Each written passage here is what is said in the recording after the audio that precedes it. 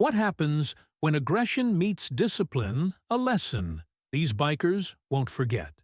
It was a breezy Saturday evening at a small park on the edge of Fairfield, Connecticut. The kind of evening where families gathered, kids played soccer, and teens sat on benches with earbuds in scrolling through their phones. 16-year-old Michael was one of them, sitting by himself under a tall oak tree. His younger brother Jordan was finishing up soccer practice, and Michael had promised his mom he'd wait to walk him home. Michael, wearing a fitted black suit with a crisp white shirt and polished black shoes, kept to himself, casually flipping through a book he'd brought along. He didn't look up when the rumble of motorcycles broke through the air. It was the type of sound that usually didn't mean much. Just a group of bikers passing through their engines, echoing louder than they should in a quiet space. But tonight, something was different. The bikers didn't pass through. Instead, they rolled in, parking their bikes near the soccer field. 5 of them, dressed in leather jackets and dark jeans, stood out in sharp contrast to the families gathered around. They weren't laughing or chatting among themselves. They were scanning the park, their eyes locking onto Michael as if he were a target. Michael noticed them too. He glanced up briefly, catching their stares. He wasn't one to jump to conclusions, but the way they looked at him made his stomach knot slightly. He turned back to his book, forcing himself to stay calm. But calm doesn't last long when you're being watched. The bikers didn't stay by their bikes.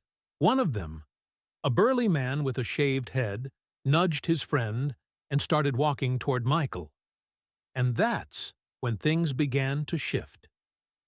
Michael felt the man's heavy footsteps before he saw him. Clearly, he glanced up, only to find the burly biker flanked by 2 others, their expressions unreadable but intent. The group moved with purpose, their leather boots crunching against the gravel pathway. As they closed the distance, Michael's heart thudded in his chest, but his face remained calm. His mom always said, "Never let them see you sweat." He thought of her voice, steady and grounding, as he dogged the page in his book and set it aside. "What are you doing here, kid?" the burly man asked, his voice gruff and direct. Michael hesitated, his eyebrows knitting slightly in confusion. "Waiting for my brother," he replied simply, his tone polite but firm. The man smirked, exchanging a glance with his friends. "This doesn't look like your kind of place." He said, his words laced with something unspoken but pointed. Michael's jaw tightened, though he forced himself to remain composed. "It's a public park," he answered, meeting the mank gaze. The biker's smirk faded. "Got a smart mouth, huh?" he said. Stepping closer, the other 2 spread out slightly, creating a semicircle around Michael's parents, and kids were still scattered around the park, but no one seemed to notice the tension building under the oak tree. Michael scanned the area briefly, hoping someone would look his way, but the bikers had chosen their moment. Well, most of the attention was on the soccer field, where Jordan's game was wrapping up. Michael's mind raced. He wasn't scared, not yet, but the situation was turning and he could feel it.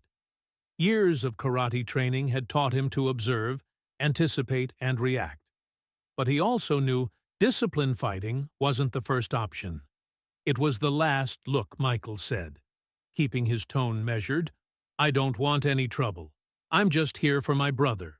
But the burly man didn't back off. Instead, he leaned down slightly, his face just a little too close for comfort. "Trouble? Who said anything about trouble?" he asked, his voice low and taunting. Michael could feel the weight of their stares, the unspoken challenge in their posture. His hands rested loosely on his knees, but he was ready if it came to that. And yet, something about the man's next words made it clear they weren't going to let him off that easily. "Maybe you should show us what you've got." The biker sneered, his friends laughing quietly behind him. But Michael didn't move yet. Michael didn't. Flinch, his hands stayed where they were resting calmly on his knees, but his eyes stayed locked on the man in front of him. Years of practice had taught him how to read people, how their posture, their movements, even their breathing could give away their intentions, and these men, they weren't here to talk. The burly man, clearly expecting Michael to fold under the pressure, leaned closer, his shadow falling over him. "What's the matter, kid? You scared?" He taunted. Michael exhaled slowly, not answering. Right away, he didn't need to fear. Wasn't the issue here. His issue was time. How long until Jordan's game ended? How long until someone in the park noticed what was going on? Leave him alone. The sudden voice broke through the tension. Michael turned his head slightly to see a young boy, no older than 10, standing a few yards away. Jordan, his little brother, had wandered off the field, sweat still glistening on his forehead from the game. "Jordan, stay back," Michael called, his voice firm, but the bikers turned toward the boy, grinning like predators spotting an easier target. "This your brother?" one of them asked, pointing a gloved finger at Jordan. "Maybe we should teach you both a lesson." Michael felt his pulse quicken, but not with fear. With resolve, he stood up slowly, his movements deliberate, his eyes never leaving the group. He shifted his weight slightly, planting his feet in the stance he'd practiced countless times in the dojo.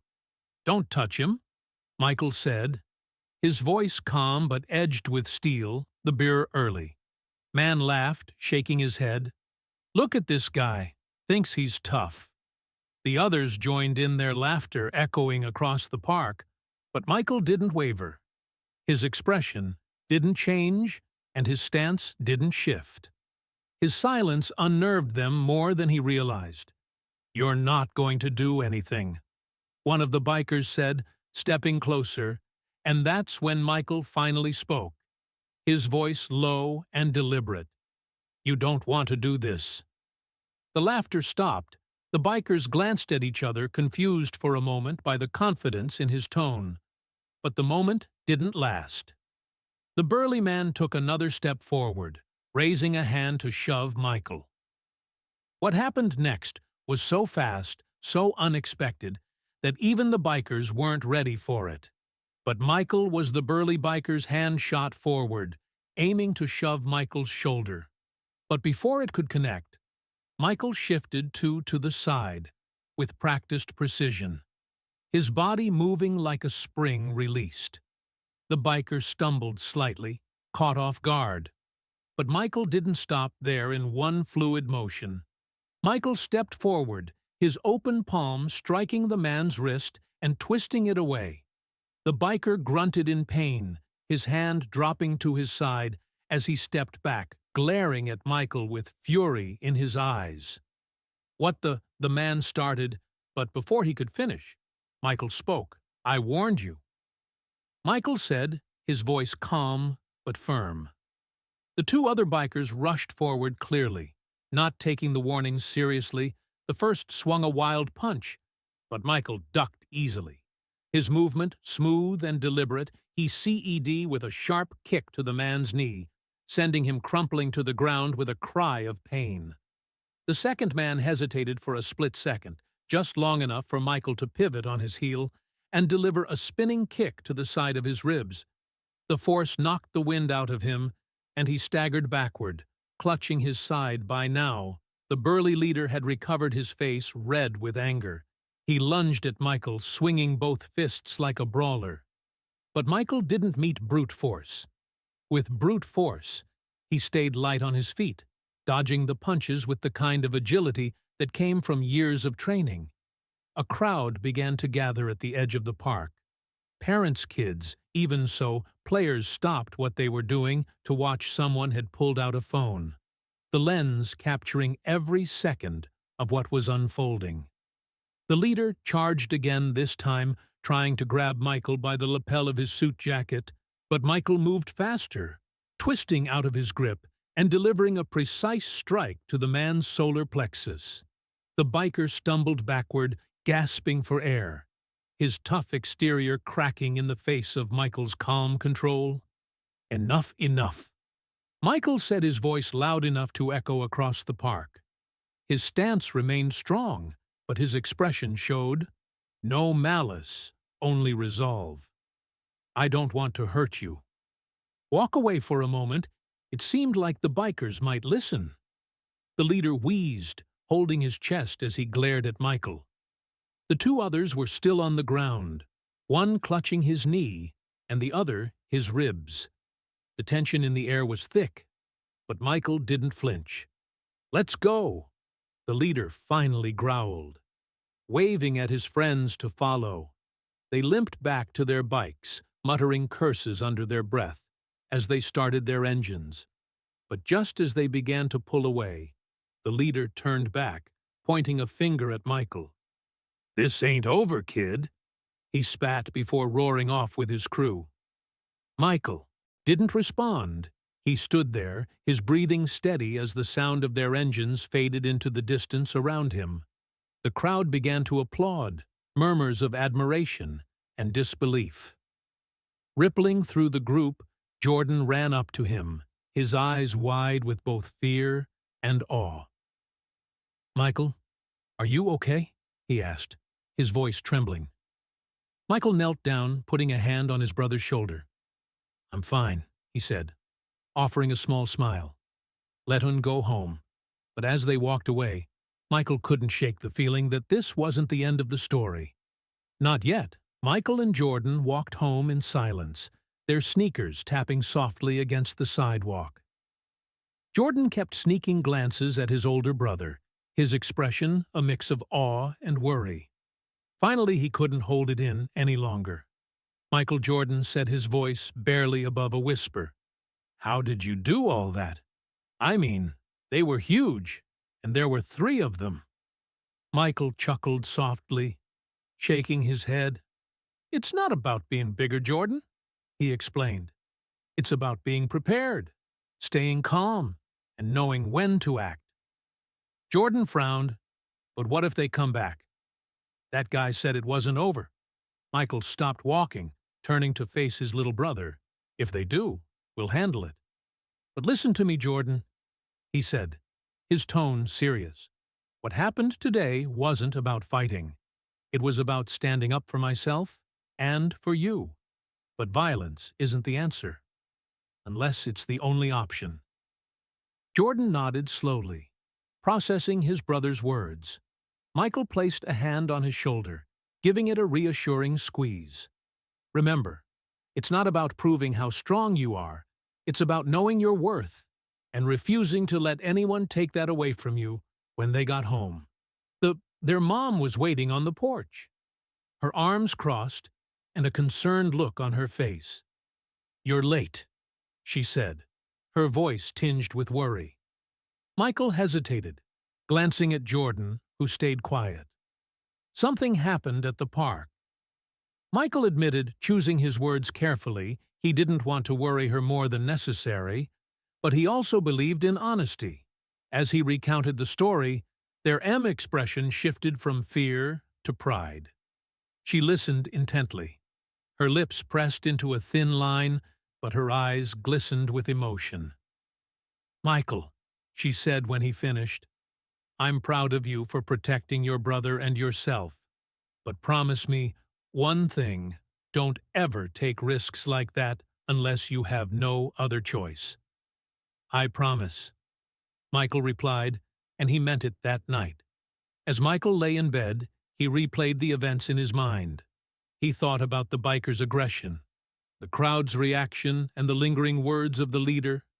"This ain't over, kid." But Michael wasn't afraid. He'd learned long ago that fear only had power if you let it. Instead, he felt a quiet sense of purpose. The world wasn't always fair, but moments like this proved that courage and discipline could make a difference.